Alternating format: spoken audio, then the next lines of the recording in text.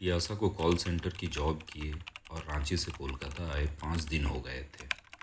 पिछले 4 दिन होटल में रुकने के बाद आज जाकर उसे एक ढंग का फ्लैट मिला। हाँ, फ्लैट थोड़ा ऑफिस से दूर है, पर जैसा वो चाहती थी बिल्कुल वैसा ही है। कंपाउंड में पेड़ पौधे, हरियाली, न शोरगुल, रहने के लिए बिल्कुल परफेक्ट जगह थी। मकान मालिक भी विदेश में रहता तो उसकी भी किचकिच नहीं थी। शाम 4 बजे से रात 12 बजे तक का अपना शिफ्ट ख़त्म कर टियासा 1 बजे तक अपने फ्लैट पहुंचती है। फ्लैट सेकंड फ्लोर पर था। टियासा सीढ़ियाँ चढ़ अपना फ्लैट पर जाती है। तभी पास वाले फ्लैट पर एक लड़की उसे देख अपना दरवाज़ा बंद कर फ्लैट के अंदर चली जाती है। टियासा को ये देख थोड़ा अजीब सा लगता है। इतनी रात को वो लड़की दरवाजे पर क्या कर रही थी और उसे देख वो तुरंत अंदर क्यों चली गई। फ्लैट नया था, उसे चाबियां समझ नहीं आ रही थी। टियासा ने किसी तरह अपने फ्लैट का दरवाज़ा खोला और फ्रेश होकर सोने चली गई। अगले दिन टियासा उसी समय अपने फ्लैट को लौटती है। आज टियासा की नज़र उस लड़की पर पड़ी। लाल कलर की नाइट ड्रेस, खुले बाल।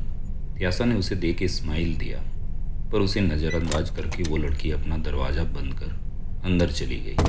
टियासा को बहुत बुरा लगा कि मैंने उसे देख स्माइल किया। नहीं हूँ यहाँ, एटलीस्ट कुछ तो बात करती। उसका बर्ताव टियासा को बिल्कुल अच्छा नहीं लगा और वो कमरे के अंदर चली गई। बिस्तर पर बैठे बैठे टियासा उस लड़की के बारे में ही सोचती है कि वो इतनी रात को दरवाजे पर करती क्या है। फिर उसे लगा शायद उसके घर का भी कोई नाइट शिफ्ट करता हो और वो उसके घर आने का इंतज़ार कर रही होगी। शायद तभी मुझे भी आते देख वो खुश नहीं हुई और अंदर चली जाती है। कोई बात नहीं, मैं कल खुद उस लड़की से बात करूंगी। आज फिर टियासा के ऑफिस से घर लौटते वक्त वो उसे वैसे ही फ्लैट के बाहर पाती है। आज टियासा अपने फ्लैट ना जाकर सीधे उस लड़की के पास चली गई। वही लाल नाइट ड्रेस और खुले बाल। टियासा उससे पूछती है, क्या तुम्हारे घर से भी कोई नाइट शिफ्ट में काम करता है? मैं 3 दिन से देख रही हूँ, तुम रोज़ यहाँ बाहर खड़े होकर किसी का इंतज़ार करती हो। वो लड़की ध्यान से टियासा की बातें चुपचाप सुनती है, पर कोई जवाब नहीं देती। कुछ सेकंड्स रुकने के बाद टियासा को अजीब सा लगा और वो अपने फ्लैट की ओर चली गई। जाते जाते टियासा कहती है, संडे को मेरी छुट्टी है, घर आओ, दोनों आराम से बैठकर बातें करेंगे। टियासा अपने कमरे में जाकर सो जाती है।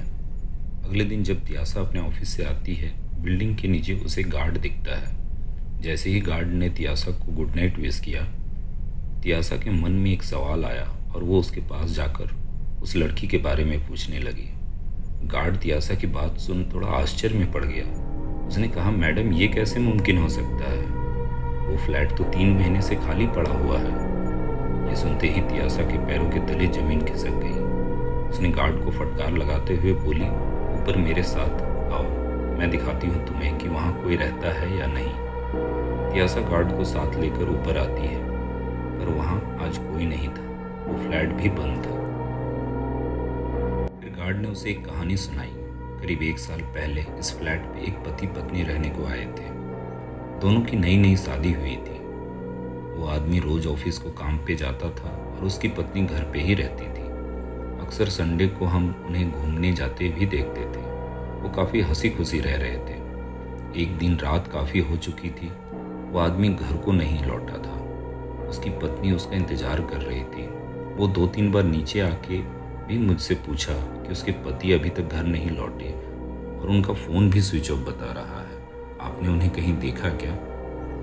ऐसे करते करते 12 साढ़े 12 बज गए। तभी बिल्डिंग में एक एम्बुलेंस आई जिसमें उसके पति की बॉडी थी।